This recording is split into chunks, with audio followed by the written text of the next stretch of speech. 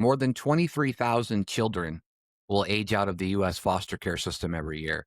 After reaching the age of 18, 20% of these children who are in foster care will become instantly homeless. So they just kick them out. Like they can't keep them after 18. I understand that, but so yeah, so some of these will they will just instantly become homeless, and then I think if it's when you're that young, it's kind of hard to not like it only takes a few years before you're like, okay, this is my life now, right?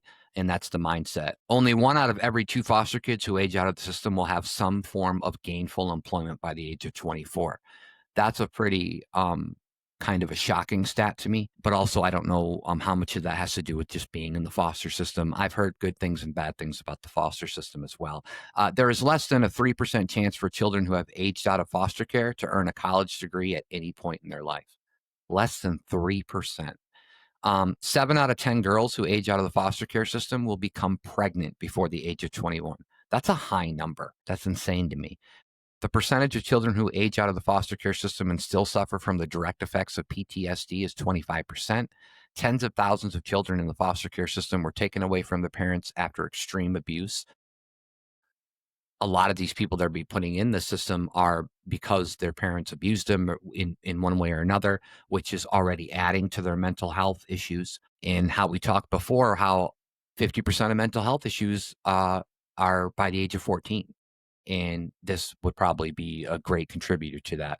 8% of the total child population of the U.S. is represented by reports of abuse that are given to authorities in the United States annually. In 2015, more than 20,000 young people whom states failed to reunite with their families or place in permanent homes. It's it's really tough for the young crowd, and this kind of gets back into like teenager stuff and things like that. Those are just kind of some interesting stats, and I think the 70% of females becoming pregnant by the age of 21 after being aged out of the foster care system at 18 is astonishing to me. Yeah. But it's tough.